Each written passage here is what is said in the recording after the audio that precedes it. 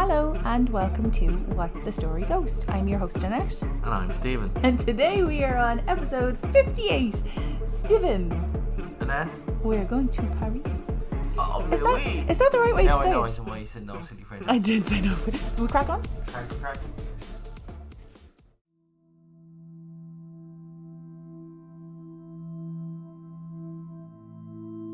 I learned years ago on a tour of Dublin, a ghost tour to be precise, that there are tunnels that run under the city. And I never gave it another thought until more recently, thanks to Steven. I learned that one of the tunnels under our fair city reportedly runs from Customs House to the infamous brothels of Monto, now Foley Street.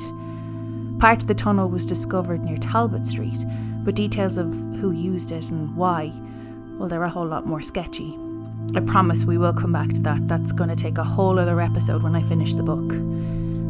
But it made me wonder, how many other major cities are built above a whole other world? Edinburgh is a fine example of a city with a dark underbelly, but not so much tunnels. Boston has abandoned subway tunnels, and they are the oldest in the country. But Paris has tunnels. About 20 metres under the city, a city famous for its art, culture, fashion, food and romance. I mentioned before that I visited Paris when I was 13 and far too young to appreciate any of the things I just listed. But even at 13 I knew it's very easy to get wrapped up in the romance of the city. The Eiffel Tower twinkles as the night devours the city. The aroma of fine cuisine infused in the night air can be captivating. With a population of over 2 million people, the city is always alive and bustling. But of course, me being me, it's the population of 6 million buried beneath the city that I wish I could speak to. Just in case you didn't catch the math, there are nearly 3 times more people beneath the city than living in it. Brace yourself. This episode is a whole lot of icky but spooky history. Built at some point in the 12th century, the Holy Innocent Cemetery in Paris was the largest graveyard in the city. But it wasn't long before the cemetery was at capacity and individual burial plots were becoming impossible to accommodate.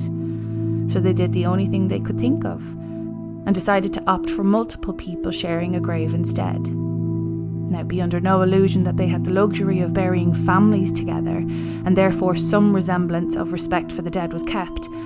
That's not what I mean when I say sharing graves. There was just no room for that sort of emotion. Instead, 1,500 souls were buried in a mass grave together until the grave was full. And when it was, they'd dig another and carry on. I couldn't find out the figures, but you can pretty much guess, between the bubonic plague and the 100 Years' War, to name but a few population-altering events, that by the late 1700s, the Holy Innocent Cemetery was fit to burst. Now, I'm not going to get into the ideal conditions required for a body to decompose properly, but let's just say this was not ideal. The cemetery was so full of half-decomposed bodies, buried not quite far enough beneath the surface, that it was said that the air within the graveyard had the power to spoil milk and rot meat. So instead of decomposing completely, as a body buried correctly should, those buried in the cemetery slowly turned into something I don't want to describe, but a part of what was left behind is known as corpse wax. I know, yuck, but necessary for the story. And then it got worse. Remember when I said the place was fit to burst? That wasn't just an expression. In 1780, it did burst. The basement wall of a neighbouring building collapsed under the weight of the buried bodies, of which many spilled out into the poor neighbour's basement. Why am I telling you all the yucky history that frankly no one wants to picture when they think of Paris? Because sometimes when people do crazy things, it's good to know a little bit about what drove them to make that decision. King Louis XVI needed a plan to rid the city of an ever-worsening problem. He couldn't just leave the bodies there and find somewhere else to bury the future dearly departed. You see, the area surrounding the Holy Innocent Cemetery and other cemeteries like it had become uninhabitable areas, and businesses found it impossible to run daily operations. So what do you do when you have a seemingly hopeless problem? Bury it deeper. Over the next few years, bodies from the Holy Innocent Cemetery and others across the city were exhumed and relocated to a series of caverns and tunnels beneath the city itself. In a super gross, some would say entrepreneurial move, Paris's soap boilers and chandlers were more than happy to relieve city officials of the tons and tons of corpse wax left over, turning it into thousands of candles and bars of soap to be sold back to the city's residents. To begin with, the bones of the exhumed were just put into giant piles underground. I imagine it was a large undertaking, that there was just no time to place them in any ceremonious way. To avoid scaring the city's respectable citizens, the bones were carried at night. It's hard to imagine such a procession with priestly robes floating by torchlight, accompanied by the squeal of heaving carts and the whispering blessings of the clergy. In 1810, the city did decide to reorganise things better. And I don't mean neat stacks or anything like it. Remember, Paris is one of the fashion and design capitals of the world. So, in true Parisian fashion, the officials in charge arranged the bones themselves to build ornate and elaborate designs. They became known as the Catacombs, after the catacombs in Rome. However, Rome meant for their tombs to be a place of burial. Paris just plumb ran out of space. The Paris Catacombs opened to the public on July 1st, 1809, and were known to create a stir amongst those who visited. Yes, people travelled to see bones arranged in pretty designs.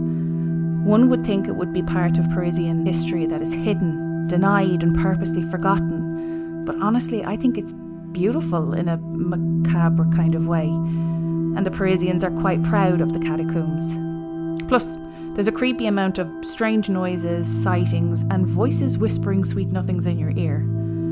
According to the legend, travelling through the catacombs after midnight is when the walls begin to talk. It's said, disembodied voices will try to persuade you to venture even deeper into the catacombs until you can't find your way out again. Some say it's restless spirits looking for company. During the French Revolution, a man named Philibert Aspart was a doorman of the Val de Grace Hospital. Some reports say he was on a mission to fetch a certain bottle of liqueur from a cellar. Philibert ended up entering the Paris Catacombs by accident after taking a staircase located in the hospital's courtyard. Walking around in the pitch-black catacombs alone with just a single candle, Philibert became lost and confused. Eventually, his candle went out and everything turned to black, making it impossible for him to escape the deep darkness of the catacombs. His body was found 11 years later by a group of cataphiles. That's the name given to people who study and explore the Paris catacombs regularly. They were only able to identify him by the hospital keyring hanging from his belt. He's buried in the catacombs, in the exact place he died, with a tombstone describing his death. I think his bones are one of the few bones down there that were never moved from somewhere else, which I suppose is why the cataphiles and catacomb folklore say that every 3rd of November, not sure why that date, but Philibert's ghost haunts the labyrinth of catacombs, possibly still looking to find his way out. In the early 1990s, a group of cataphiles were walking through the dark chambers of the ossuary when they found a video camera on the ground, and to their surprise, the footage was salvageable. As they watched, they heard disturbing noises and could tell that the man holding the camera was lost and had no idea how to escape. The longer they watched, the more it became clear the man was going mad in the dark underground network of tunnels. The video ends abruptly with the man dropping his camera to the ground. To this day, no one knows who he was or even if he managed to get out alive. Again, bear in mind this was the 90s. There were no camera phones, barely camcorders that fit in the palm of your hand, and they weren't cheap. So to leave it behind seems awfully bizarre if it was a joke or a hoax. Many believe that the movie As Above, So Below was inspired by this tragedy. I watched the trailer. It seems like a Blair Witch style movie, but holy forking meatballs, it gets super intense and creepy, so no watching in the dark for me. It looks great though. If you've seen it, let me know if you think I'll survive it. And then in 2004, when a group of police officers exploring a part of the Paris Catacombs restricted to the public discovered something strange. The first thing they uncovered, or more likely set off, was a PA system playing a pre-recorded guard dogs barking, which they later deemed was a type of warning system, a way to inform them, whoever they were, that someone else was coming. They also uncovered a 3,000 square foot gallery wired with pirated electricity for phone use. The officers also found a bar, living area, workshop, lounge, and even a cinema with room to seat 20 people. The cinema seats had been carved into the stone of the catacombs. The creepiest part of all, though, was that they discovered cameras on the ceiling recording them. The police were only doing a routine check of the catacombs, so decided to do a full investigation a few days later with the help of a larger team. However, on their return, everything they discovered, from the phone lines to the Paris Catacomb cinema, vanished. The only thing that remained was a note that read, and excuse my butchered French, "Ne cherchez pas," which translated to "don't search." It's a simple journey should you choose to go, beginning with a corkscrew staircase that plunges you 20 metres underground. After the spinnies have stopped and you've regained your composure, you have time to look around a well-lit room filled with information and displays. You then begin your walk through a small entrance that leads into the catacombs, walking under a sign that reads, "Stop. This is the Empire of Death." If you still go in after that, let me know how it goes, because I would need to be sedated to go any further. What do you think of that story? That was really cool. It was really good, wasn't Very it? interesting. Yeah. I ended up here. I planned to do the Paris Catacombs for weeks and weeks and weeks, and I needed to make sure that I had enough time to do it.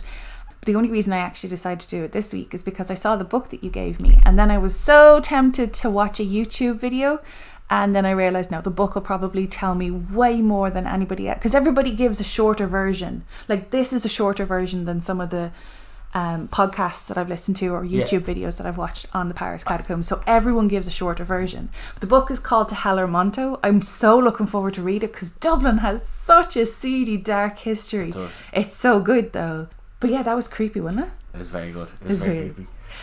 There's a bunch of other stories that I didn't really quite know how to fit into this, so I'll just run through them. It's just really quick points. So the tunnels were never actually meant to be what they were used for. They were actually mining tunnels. A lot of the buildings in Paris, in fact most places, so the are the tunnels same. were there already. Yeah. So they had these tunnels in the ground, and they go, let's put a lot of bodies in here. They were mining tunnels. So basically, Probably minding their own business. if you look at a lot of the buildings in Edinburgh, if you look at a lot of the buildings in parts of Germany, if you look at a lot of the buildings in Paris.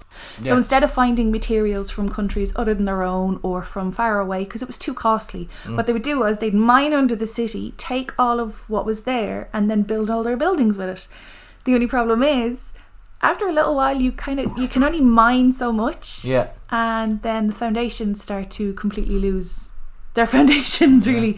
There was one incident in the 1800s where a whole house was lost, just vanished in a hole in the ground, gone. Is that in Paris? Mm-hmm. So then I think it's that king in particular had to put a stop to all the mining, which was fine, because then they found a completely other different use for it. The distance available to the public is 1.5 kilometres. That's not a small amount. Like when we went to visit Cummin Road, by the time we walked around, we probably covered a kilometre or two. Yeah, easy. But it's 1.5 of potentially, now the figures were mixed, so a lot of resources that I found said over 200 miles, and a lot of other places said not quite 350 kilometres. Now 200 miles is about 320, so in and around that amount. So in the early to mid 300 kilometres. Yeah. That's a.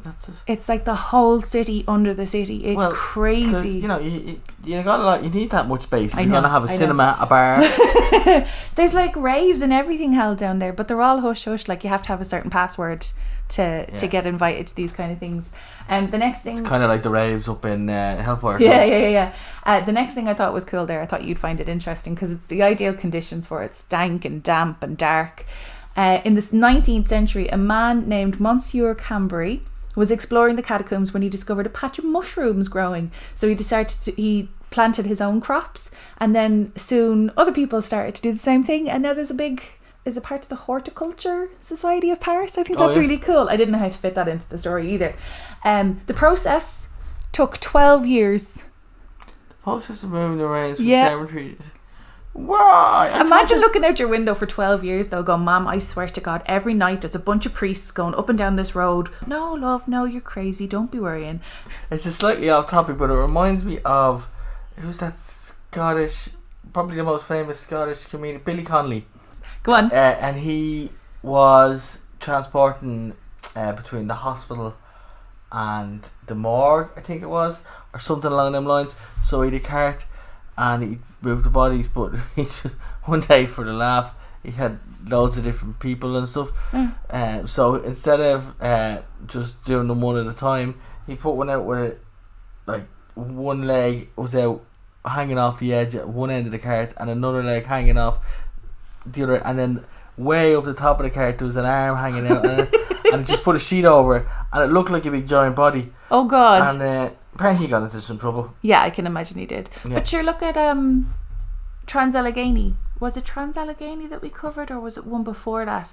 They had a special shaft or a special lift only used for transporting dead bodies, because they knew it was just such a morbid thing for patients to have to look at while they were trying to get better. 45-degree angle tunnel. Yeah. The next thing there, I thought this was it's absolutely criminal, but I think it's brilliant. In 2017, a group of criminals used the catacombs to pull off the biggest wine heist in recent history. The thieves in question drilled into a mine cellar of one of the catacombs and made off with 300 bottles of vintage wine, reportedly worth 250 grand. Each bottle's probably worth about 800 or 900 quid. Okay. Now, that's assuming that it's all the same bottles of wine. There's probably one bottle in there for like 3.5 grand or something, or it's like a unique year or something. A couple of student wines thrown in there. $9.95 Tesco special. I just thought that was madness, because when you buy a property in Paris, you actually buy the mine or the catacomb space underneath it as well. So technically, if you go into any part of the Paris catacombs that is not already available to the public, you're technically trespassing. Oh, yeah. Because it's basically like walking into somebody's basement. Now, not every house has a staircase to the basement. There is one guy who's said to frequent the catacombs twice a week for whatever reason, I don't know. He built a staircase from like his basement down into the catacombs, and he just wanders around and takes note himself and makes out a map or whatever. Now, in fairness, he leaves a breadcrumb trail or a string or you'd something. Like to think so. There is actually another heist. This group, they're cataphiles as well. They broke into I want to say it's the telecommunications office, and they stole the complete map of the tunnels, and every time they went in somewhere new or they ventured into a tunnel that they'd never been before, they added it to the map. So they have this massive map, and they're probably the only people who actually hold this map of the entire catacombs, all 200 to 300. Yeah, not the same wine guys. I think they had different interests in art. Yeah. But was the map stolen before or after the wine? If it was after, it was probably by the same people who got drunk and went, I have a great idea. Well, I was thinking that they stole the map so they could find out where the wine is. Oh, I never thought of that. This is why you'd make a better criminal than me. Actually, no, you wouldn't. You can't lie. No, you're a terrible liar. I'm terrible.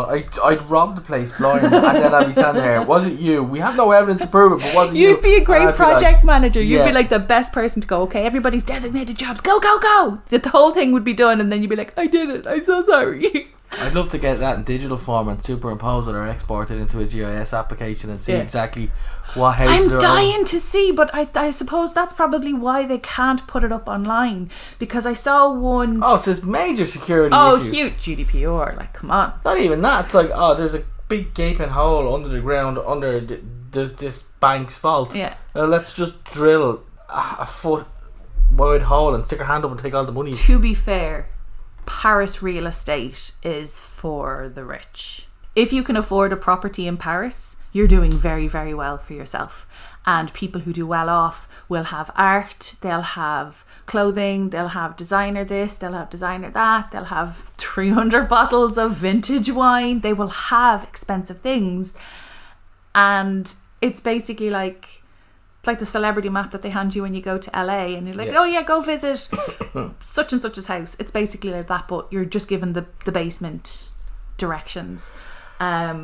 But yeah, I just thought that was like, there's so many stories that I probably left out. There's been one recent, I want to say in 2017. I thought I took it down. I didn't. It was either 15 or 17. 2 teenagers went missing for 3 days. Luckily, I think they had some stuff with them, like snacks and water or whatever. But Jump bars. I used to go hiking. They were lifesavers. And it was like, I just have my packed lunch, but I just get like jump bars for 10 cents to go. And I go in with €1, I get 10 of them. Yeah, see, I'm very controversial when it comes to chomp bars because I don't know anyone who ate them like I did.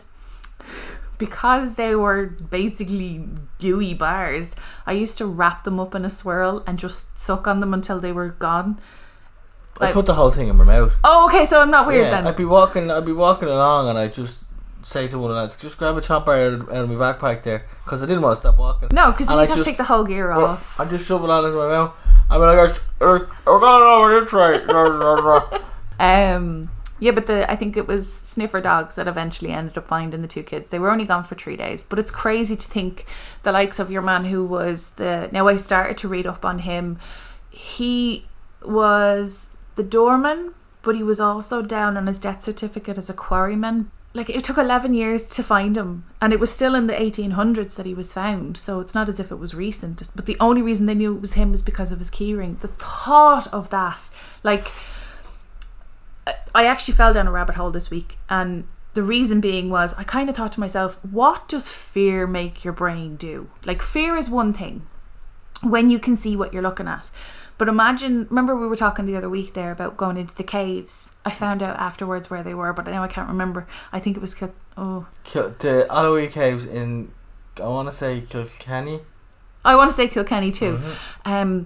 But one of the things that they did with us when we were there was they brought us in and they brought us through all these different turns and tosses, and you didn't realise how many turns you had made until you realised it was pitch black the minute they turned the lights off.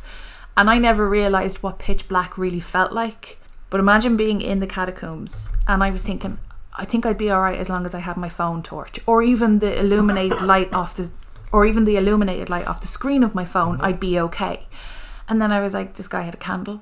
Like, you just coughed there. Imagine if you cough and you blow out your candle. Oh, detriment. Jeez, I didn't even think of that. Like, he's in the tunnels completely by accident. He didn't go in there knowing where he was going. Okay, right, so Johnny down the way said to me that the liquor is in such and such. I need to take 3 left, 3 more rights.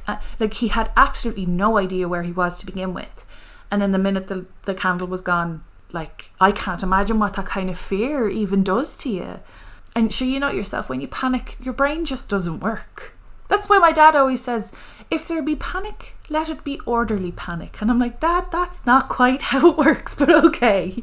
Have you any characters for me? I have one. Okay. I have one for Philibert. Okay. And I go stray away from using any characters that play like Danish or subtitles, because my good friend Mark gave out to me last week. I don't think he gave out to you. I just think he didn't know. He pulled me aside. He did not. No, he didn't. But I think Henry Cavill, because I think Mark will know who Henry Cavill is. He's Superman and The Witcher. I think I like that. That would work. I know it wasn't like full of characters. No, it's good. It was made up for it in interestingness. That caught me there. What was it? Corpse wax and then making candles. Oh, Stephen.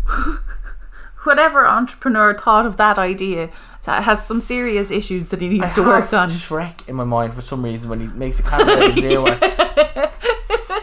No, but I mean, like, I didn't want to go into the descriptions of what it actually I mean, realistically, there's a reason that we're buried 6 feet under, because, you know, whatever. But when you put a bajillion people in a hole together thinking that that's going to work, but I mean, Paris is so packed full, and even nowadays it's a little bit, you know, better designed. But back then they just built houses on top of houses on top of houses. Oh, the mining is actually the reason why a lot of the buildings in Paris don't go over a certain story, because they can't have that much weight on the foundation. Oh, yeah. That's irrelevant. but it's still something interesting, I thought. But piling all these bodies in together and then just like a hope and a prayer, like it was just. And then to imagine walking downstairs, we've no milk in the pantry, or we have no cereal, or we have no flour. Mummy wants you to go downstairs to the basement, and you go down and you're like, so the wall caved in and there's a bunch of bodies down in the basement. Does somebody else want to go get the flour? But I made these lovely candles. Would you like to know the rabbit hole I fell down? The catacomb hole you fell down. The only reason I fell down this rabbit hole is because I actually started to think about, the whole phone. I would be okay in a dark tunnel as long as I had my phone. And then I found this list on powerofpositivity.com. There's 50 of them. I'm not reading all 50. Okay. I'll read out a few and we'll decide what makes the cut. Yeah. Okay. 68% of people suffer from phantom vibration syndrome, the feeling that one's phone is vibrating when it is not. I can honestly say I have that. And I carry my phone in the same pocket all the time. Yeah. So I just get that little muscle, more so in jeans than any other trousers. Yeah. Human behavioural studies suggest that a person who loses their cell phone experiences a panic similar to a near-death experience. That's how I fell on this whole list. I was like, I wouldn't say it was near death, but I've never had a near death experience. Well, no, sorry, I nearly drowned, but I wasn't really thinking of my phone when that was happening. Romantic love is biochemically indistinguishable. I'm not emphasizing words, I'm just finding it really hard to say them. It's indistinguishable from having a severe obsessive compulsive disorder. This list got very dark very quick. Yeah, sure did. The brain treats rejection like physical pain. Hell yes, it does. Chocolate discharges the same chemical into your body that is produced when you start falling in love. See how we just took dopamine, isn't it? Yeah. Depression is the result of overthinking. The mind creates problems that didn't even exist. Yeah. The next one there, don't come at me for this one. People who view TV crime shows consistently overestimate the frequency of crime in the real world. I don't think that's true. I think it just leaves me hyper-vigilant and ready for action. Move on to the next one before. Memories get distorted over time. The average human has at least one false memory. Yeah. When you remember a past event, you are actually remembering the last time you remembered it. Yeah. Okay. Convincing yourself you slept well tricks the brain into thinking you did. I'm pretty sure that's the only reason we survived the first year with twins. Yeah. How'd you sleep? Fine. You can't multitask. Absolutely correct. You want more choices and information than you can process. I hate choices. Tell me I can have A or B. Don't tell me there's 56 different types of donuts that I can have. Bite-sized chunks of info are best, which is why Stephen likes bullet points. I was just thinking about bullet points. Your mind wanders 30% of the time, which is why we nearly always have. Your mind wanders at least 30% of the time. Your favourite song is probably your favourite because you associate it with an emotional event in your life. Now, that one I'm not 100% sure if I agree with, because one of my favourite songs is Sweet Disposition, and the only reason I even knew that song existed was because of an AIB ad. I have no idea why I love that song. No, that's not the one I'm thinking of. My favourite song currently is that Lizzo one. And it's my favourite one because it's catchy. I really hope people know what it is. I don't listen to the radio. I'm not in. It's all over hip TikTok with the kids. as well, and she's doing this thing. I'm ready. I don't know. No? Okay, I don't know it either. The type of music you listen to affects the way you perceive the world. So Stephen thinks of the world in TikToks. The average high school kid today has the same level of anxiety as the average psychiatric patient from the early 1950s. Now, I don't know if that means that people in the 1950s were cuckoo, or that teenagers nowadays have it really freaking hard and we all just put it down to he just needs a bit of he's just quiet, he's just sensitive, don't mind him. A hug longer than 20 this one you have to be careful with. A hug longer than 20 seconds will release chemicals into your body to make you trust the person that you're hugging. So if you really don't like someone and you get caught in an awkward hug, And the last one there, people are more honest when physically tired. That's why people confess things during late night conversations. So when you end up having deep and meaningful conversations, actually drink enables you to do things you wouldn't do when you were sober. So realistically, you're just a blubbering mess at 3 a.m. I am. Yeah, you are. So that's the rabbit hole I fell down. Cool. Have you any questions? No. We finish up there, so? I think you should say your words. Okay. So thank you so much for listening to today's episode. Our socials are same as always. What's the Story Ghost on Instagram and what's the story ghost at gmail.com if you have any personal stories. And those are all my words. Exit jingle. Exit jingle. I'm ready. So if everybody wants to just go listen to the Lizzo song and then insert it in your brown brains at the end of that show. Bye. I think you did a good rendition. It was, I mean, I don't know what it was.